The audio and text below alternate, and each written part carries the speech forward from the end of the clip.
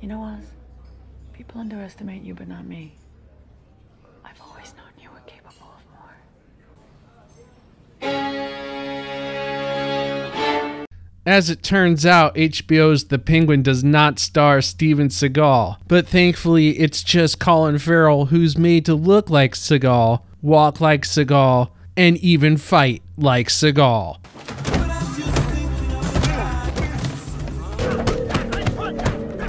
Where do I even begin with this masterpiece?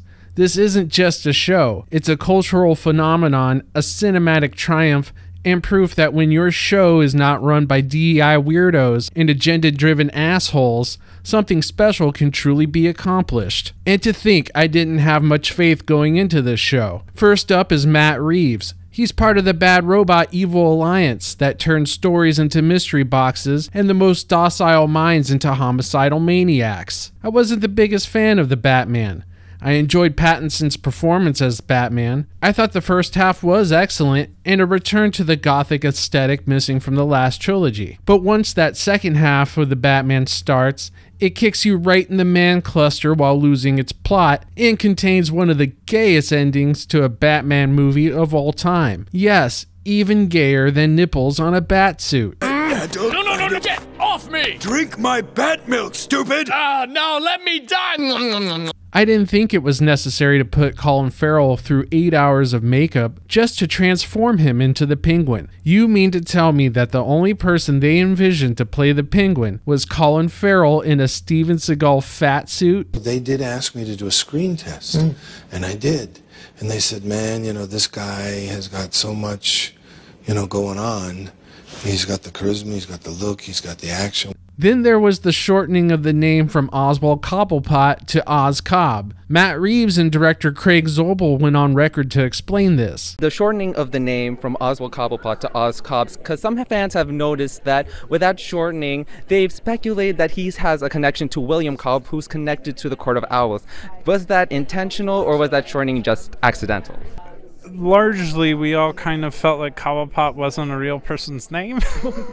You know what doesn't sound like a real person's name is Benedict Cumberbatch. What sounds even goofier than that is Ozcobb. And lastly is the fact that this is an origin story, the third most overused storytelling device next to reboots and remakes. And of all characters, who really gives a shit what depth of hell the Penguin crawled out of? Let's be honest with ourselves here, he was never that much of an interesting character. But from moment one, it was apparent that the writing was competent and the production teams was more interested in telling a good story rather than checking off boxes. Imagine that. In the modern era, we call that an anomaly. The filmmaking was spectacular. The set pieces look lived and breathed in. Themes of honor, respect, and loyalty are threaded throughout the show and what people are willing to do to achieve them. In short, this show is for adults by adults. And it's been a real long fucking time since we got one of those. The Penguin proves that this is what happens when you have competent writers who trust their audience on a project. They don't give you an unwrapped gift and ask you what you think it is. For instance, when it comes to Oz's backstory about what happened to his brothers. They could have opened the show with these particular events to show you how his brothers were killed. That is the writing thirst trap most modern writers fall for. Instead, the Penguin writing team made the demise of the brothers Oz a motif, only coming up sporadically until finally we get the answer in episode 7. It is a piece that once fit into the Penguin puzzle shows you just how evil Oz truly is.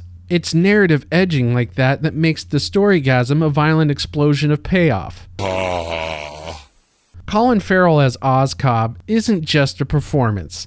It's a mutation into something far more dark we've ever seen in a Batman villain before. It parallels Heath Ledger's Joker, that's for sure. Ferrell is easily in the top 5 actors of his generation, a talent that has been on full display since he practically stole the show in Minority Report and never let go. Ferrell doesn't just wear the Steven Seagal fat suit, he becomes the very essence of Gotham's most complex criminal mastermind. His portrayal brings layers.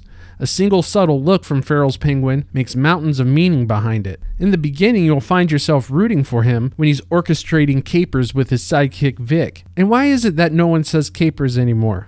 We need more capers. We need more capers and we need more hijinks.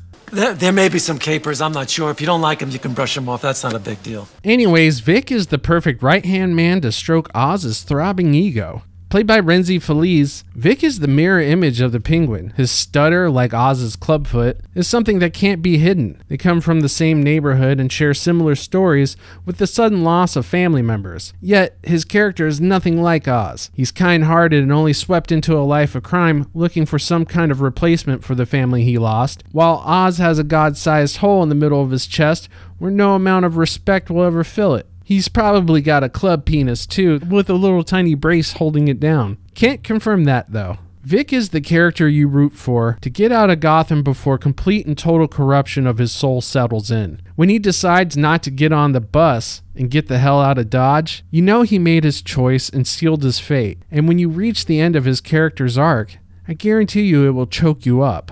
But there is no greater example of a character's good-natured soul completely corrupted by Gotham's underworld than Sofia Falcone. Cristin Milioti's portrayal is such a revelation that she deserves every ounce of respect you can heap onto an actress. Sofia is great because she's a multifaceted character who challenges the viewer's perceptions of what is right, wrong, and family loyalty. She is a complex tapestry of trauma, ambition, and cunning who's as beautiful as she is terrifying. Sofia's like that ex-girlfriend who at one moment was having a good time and the next you're waking up to her standing over your bed because she wants to watch you breathe.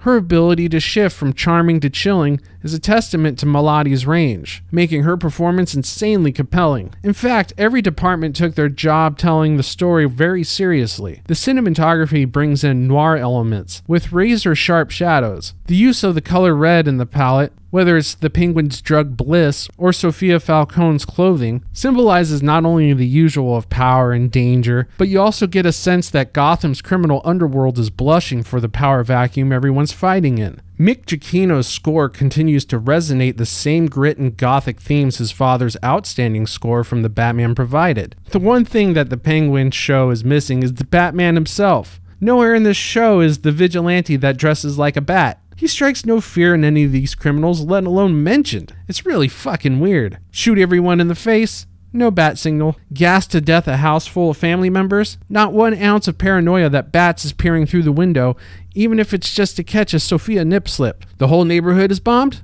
Where the hell is Batman? He's at home! Washing his tights! The most we get is the bat signal at the end. Gotham's do not disturb light, I guess. I get the sense that Battinson's looking up at the light, rolling his eyes. Here we go again, he laughs to himself. Want a conspiracy theory? This Batman lets crime happen, so he's never out of a job breaking spines and fracturing skulls. Hey man, can I just get a water cup? Yeah.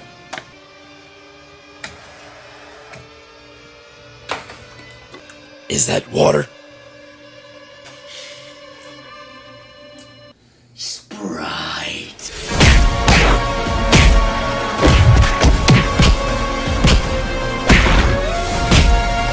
You wanted Sprite!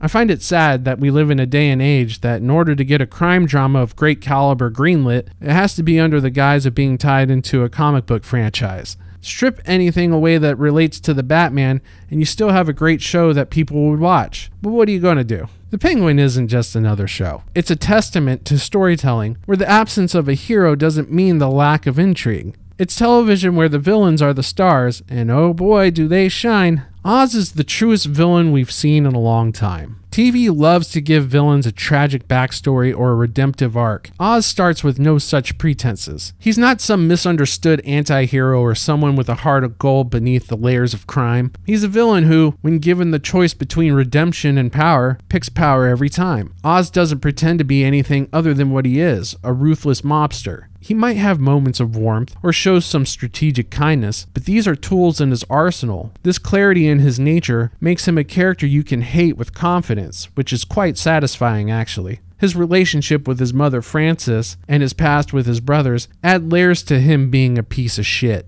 Rather than humanizing him, these dynamics reveal his twisted psyche. His desire for his mother's love is not about affection, but about control, possession, and the approval of his own perceived greatness. In his last act with Vic, the one person who genuinely looked up to him, is the epitome of just how much of a bad boy he is. It wasn't a decision made in anger or necessity. It was calculated, cold, and devoid of any emotional attachment. This act stripped away any doubt about his true nature. He will not be held back from achieving universal respect. and Vic saw him at his weakest. So Vic had to go. Should have got on that bus, Vic. Okay, but I did find it hilarious that the Penguin robbed him right after. Oz's path to becoming the kingpin of Gotham is paved with lies, manipulation, assassinations, and betrayals. Not just content with his own lot, but hungry to expand it, pecking and eating away, consuming any and everything around him without regard to who or what it is. His belly expands, but he's not full. He just eats and eats and eats. And in that sense, Oz is just like Steven Seagal. I want these two Ferrangs dead, and I don't want them dead today. Do yourself a favor, smash the like button, hit subscribe, and turn on the notification bell for more of my award-winning personality to fix your day. Not that I care about it or anything, but I got you. I'm out of here.